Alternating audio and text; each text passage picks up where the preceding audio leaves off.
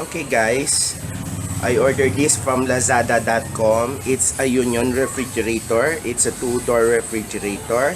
I'm going to open it for the first time.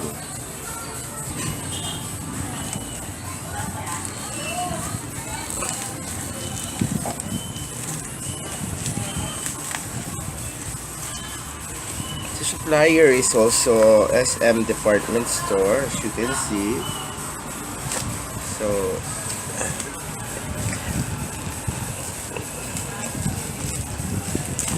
it's well packed. Okay, I have to post this video for a while.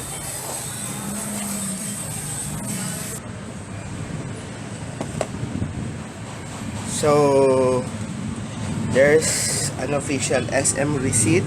So maybe I should keep this one. The price here is 7,199, but I paid Lazada 7,729.80 because they charged me a delivery fee of 525. So I'm keeping this one. And then let's open this for the first time. The packaging is so thick. It's very hard for me to open the box,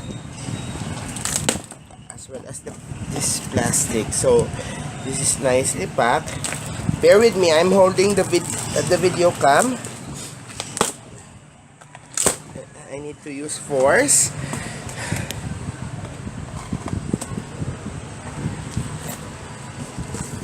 So there's a styrofoam on top.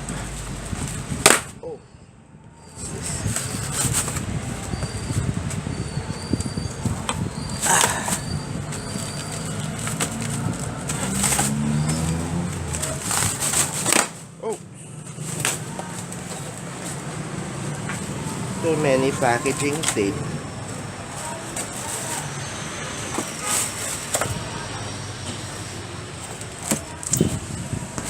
This is what's wrong with us Filipinos. We still do not adapt the recycled material for shipment and for using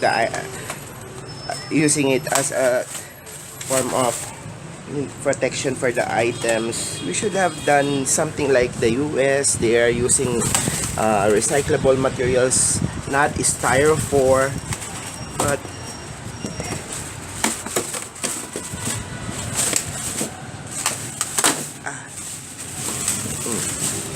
okay.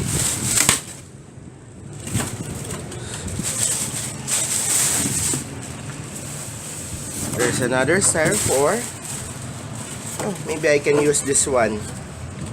It's very nice styrofoam. I can use this. I will recycle it. I will put it in another use. See?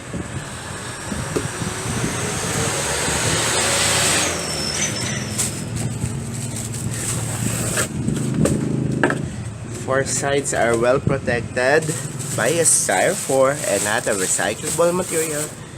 Anyway, it's us.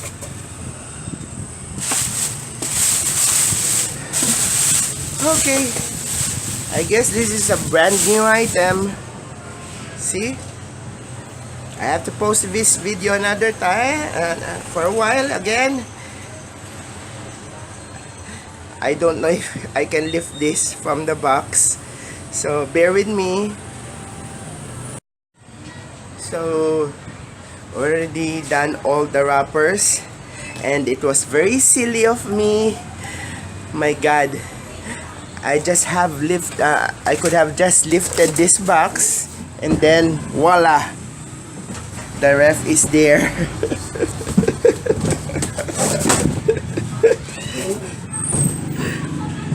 And let's set this aside. I put so much effort on doing the unboxing by removing the box little by removing the packaging little by little on top. All the while it can only be lifted as a whole. So this is the ref. This is a Union refrigerator. Let's open it. There's a tape here. Let's see if there's any dent. I hope there is no dent at all. Okay. It's clear. Then it's nice. It looks nice. It's a very cute refrigerator. Let's open this. Look, so spacious freezer. This is what I like from this ref. The freezer is very spacious. And then there is still enough space at the bottom. See? I love it. I love the bottom as well as I love the freezer. So this is a perfect item for me. I can put so many things inside. I love the freezer. See? Thank you, Lazada.com.